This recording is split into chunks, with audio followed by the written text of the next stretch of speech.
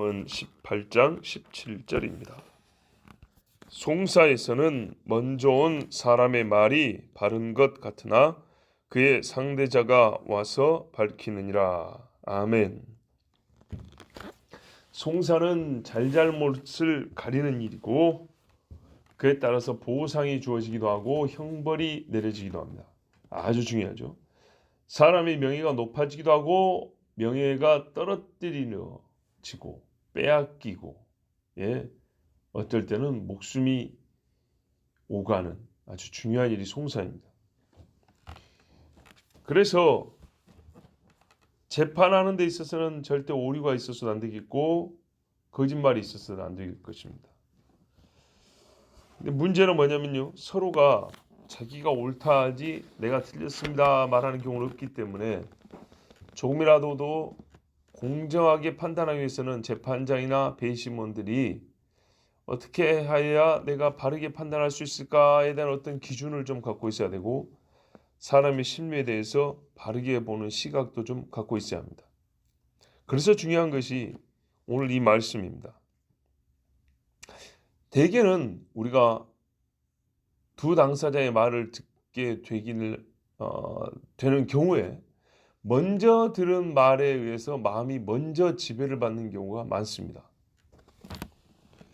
그러니까는 재판장이나 배심원의 마음을 얻기 위해서 전략적으로 먼저 말을 하는 경우가 있다는 겁니다. 먼저 말을 하는 거예요. 이른바 우리 선입견이라고 그러잖아요.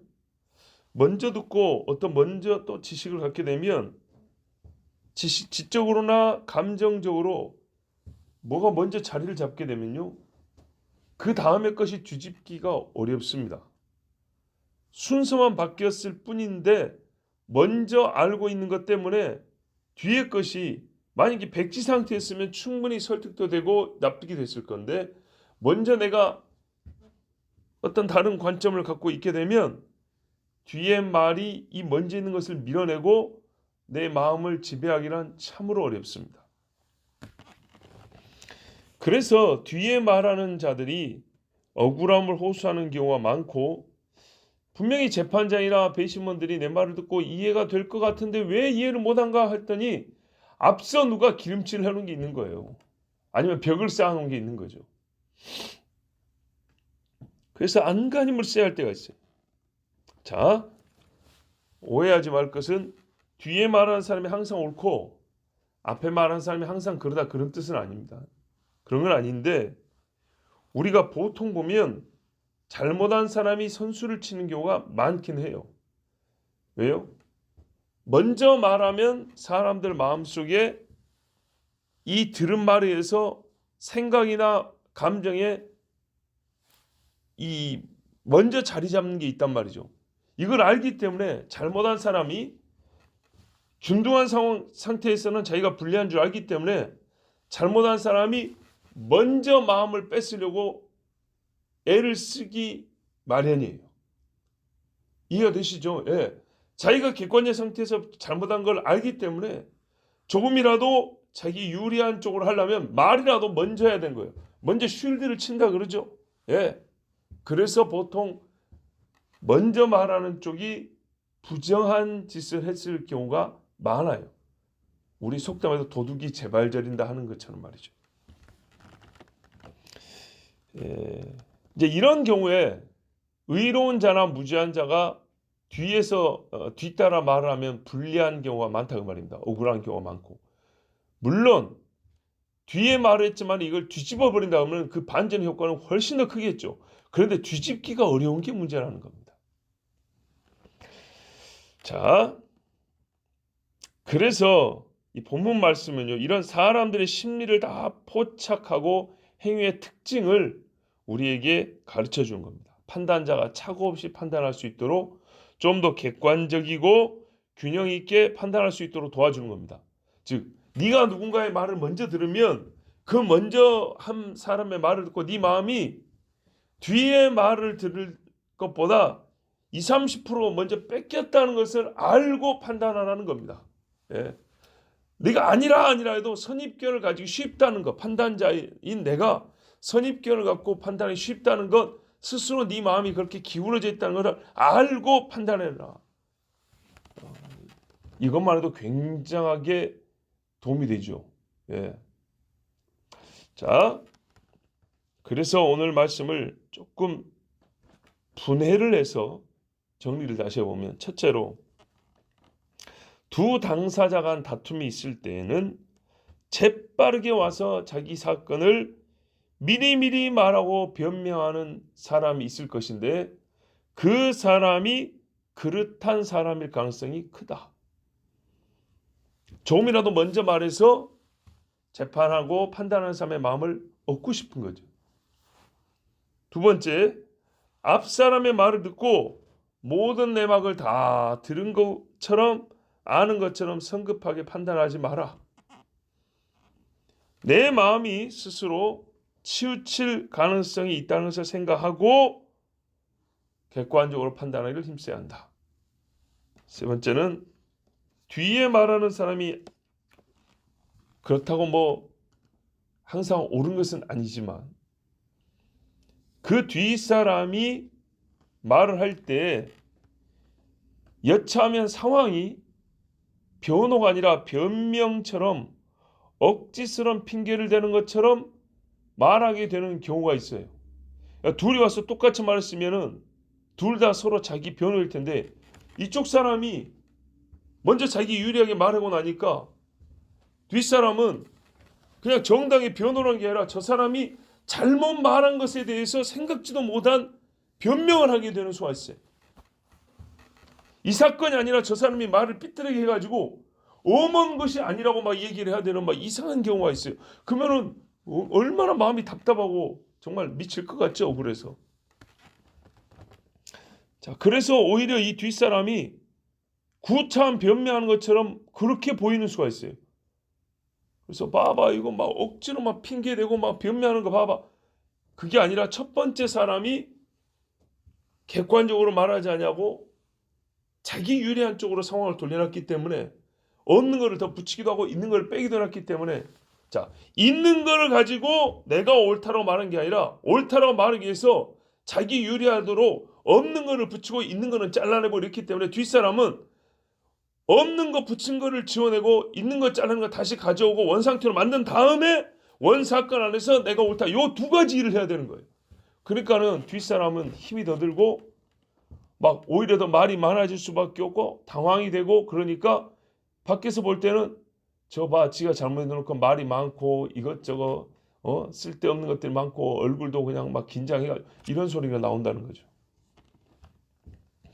자, 또 하나는요, 뒤에 말하는 자가 말 속에 하는 그 말 속에는 자기 행위에 대한 변호뿐만 아니라 앞서 말한 자의 말 속에 있는 사실과 다른 점들과 고의로 만들어낸 감정 유발 요소들을 밝히는 수고를 해야 할 것이므로 이를 주의하여 들어야 한다. 아까 설명한 그겁니다. 예. 앞서 말한 사람의 그 찌꺼기와 불순물도 제거하는 일까지 겸해야 되기 때문에 뒷사람이 말하는 수고가 크다는 것을 감안하고 들어야 된다는 겁니다. 자, 이 세상에는 말이죠, 이렇게 하면 웬만큼, 즉 뒷사람의 말을 들을 때 이런 요소들을 좀 생각하면 조금 더 공정하게 말할 수 있어요. 그래서 억울함을 해소하고 바르게 판단할 수가 있어요. 자, 그런데요, 사람과 사람 사이도 이렇게 말을 먼저 하느냐 뒤에 하느냐에 따라서 차이도 있고 힘든 것도 있고 판단하기 곤란한 것들이 있는데, 그러나 최종적으로 어떻습니까? 뒷사람이 와서 이렇게 말할 때 몇 가지 주의점만 제대로 생각해도 바르게 판단을 내릴 수가 있습니다. 그래서 처음 말한 사람의 잘못과 죄를 다 밝혀낼 수 있습니다. 그런데 말입니다, 사람과 사람 사이에서만 이런 일이 있는 게 아니고 사람과 하나님 사이도 이런 일이 있습니다. 이 세상에는 감히 하나님과 소송을 벌이는 무모한 자들이 있습니다. 하나님은 창조하지 않았다고 먼저 말을 합니다. 그래서 창조한 하나님이 자기가 했는데도 불구하고 마치 변명하는 것처럼 어째서 창조를 했냐면 말이지 이렇게 설명해야 되는 입장으로 하나님을 몰아붙이는 자들이 있습니다.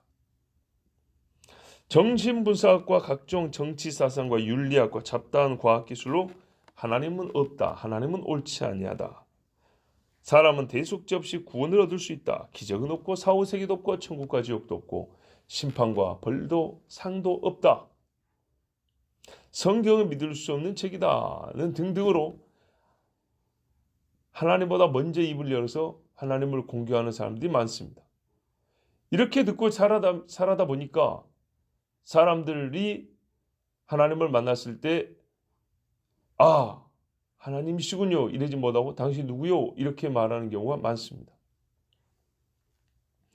하나님이 우리가 있기 전부터 계셨지만은 마치 내가 있는 것 좀 알아줘 하는 식으로 우리 앞에 증거를 내놔야 될 책임이 있고 요즘 말로 갑과 을이 되는 것처럼 하나님이 을인 것처럼 그렇게 몰아붙이는 마귀의 전략에 속은 사람이 대부분입니다. 이 악한 사람들은 항상 하나님보다 먼저 세상을 향해 소리를 높였고 사람들의 마음을 도둑질해 갔습니다. 압살롬처럼 말이죠.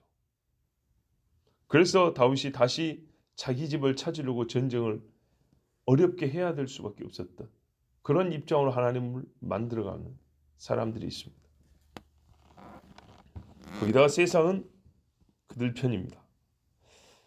그러나 여러분 성경에 보면 이스라엘은 사울이 죽고 다윗의 진심을 알게 되었고 유다가 망한 후에야 거짓 선지자들이 틀렸고 예레미야가 옳은 것을 알았고 배가 파선할 때에 요나는 그때서야 내가 틀렸습니다 하고 하나님과 사람 앞에 실토를 하게 되었습니다. 머지않아 예수 그리스도께서 구름 타고 다시 오실 때에 그를 찌른 자들도 볼 것이오 했습니다. 말로 창으로 예수님을 찌른 그 사람들이 자기 뒤에 오시는 예수님을 보고 그 죄들이 속속 밝혀져 수치와 부끄러움을 당하고 형벌에 떨어질 것입니다. 이 모든 사람들은 또 거기다가 그리스도를 사치한 적그리스도는 의의 심판을 받을 것입니다. 주 예수께서 요한계시를 보면 사탄의 깊은 것을 알아라고 우리에게 명하셨는데 오늘 본문 말씀도 뭐냐면 그 자신을 드러낸다. 그 먼저 와서 거짓말하는 사람을 살펴 그 사람을 밝혀낸다 했습니다. 예수님께서 세상 끝에 다시 오사 먼저 와서 예수님의 자리를 찬탈했던 적그리스도의 실체를 낱낱이 밝히고 그 꼬리도 긴 그리고 뿔도 긴 새까만 사탄을 만천하에 부끄럽게 발가벗겨서 드러내실 것입니다. 송사에서는 먼저 온 사람의 말이 바른 것 같으나 그의 상대자가 와서 밝히느니라. 자기 자신의 의를 나타내신 예수님은 그 모든 사람의 재판장이 되사 세상에게 말할 기회를 빼앗긴 성도들의 말을 들어주시고 그들의 핏값을 갚아주시고 믿음에 합당한 상을 주십니다. 로마서에도 보면 하나님께서 곧 이때 자기도 의로우시며 자기를 믿는 자도 의롭게 하신다 했습니다. 그러므로 우리는 성경의 여러 약속을 믿어야 합니다. 예수님께서 뒤에 오시는 의인으로서 자기를 변호하여 자기 의로우심을 나타내실 것이요. 또한 동시에 재판장이 되사 세상에게 먼저 말할 기회를 빼앗겼던 성도들의 말을 들으시고 우리를 바르게 판단해 주시라는 믿음을 가지고 하나님의 말씀을 따르고 그날을 소망해야 합니다. 시편 7편 11절에 하나님은 의로우신 재판장이시며 매일 분노하시는 하나님이시로다. 디모데후서 4장 8절에 이제 후로는 나를 위하여 의의 면류관이 예비되었으므로 주 곧 의로우신 재판장이 그날에 내게 주실 것이며 내게만 아니라 주의 나타나심을 사모하는 모든 자에게노니라. 아멘.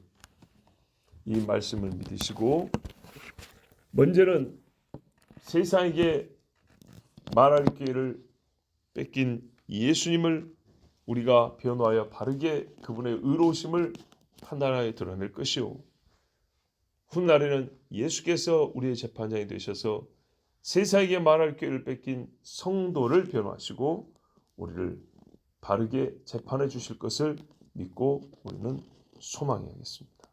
기도하겠습니다.